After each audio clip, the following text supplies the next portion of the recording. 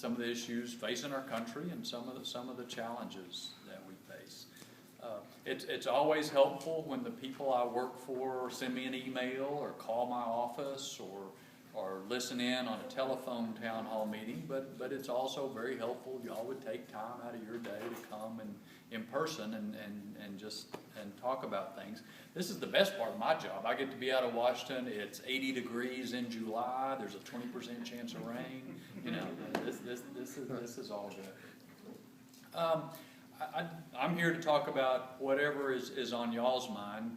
I might just start with 2 or 3 things that have been in the news and important to us, particularly lately.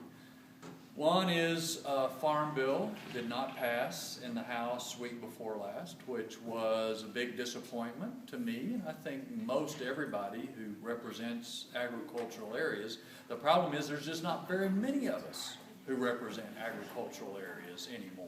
And I think that's one of the big challenges we face, whether we're talking about a farm bill or rural health care or rural communications or rural transportation. There's just fewer and fewer Americans, fewer and fewer Texans that have a clue what that's like.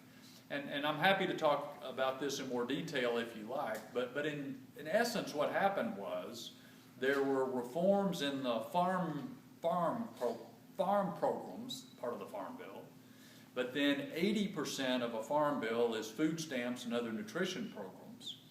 Food stamps has doubled more than doubled since 2007, and so we were trying to cut back a little bit on food stamps.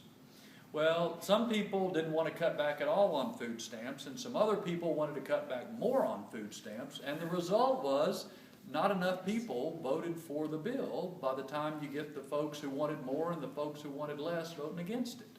You had 60-something Republicans vote against it. I think there were 20 Democrats who voted for it, or is that too many? I forget the final number, but in essence, it was something like that. So next week we go back in session. I think one of the top priorities is figuring out a way to pass this farm bill, partly because it's really important on its own right. You know, producers and their bankers need to know what the rules of the game are. But part of the rest of the story is we got to figure out a way to pass a bill.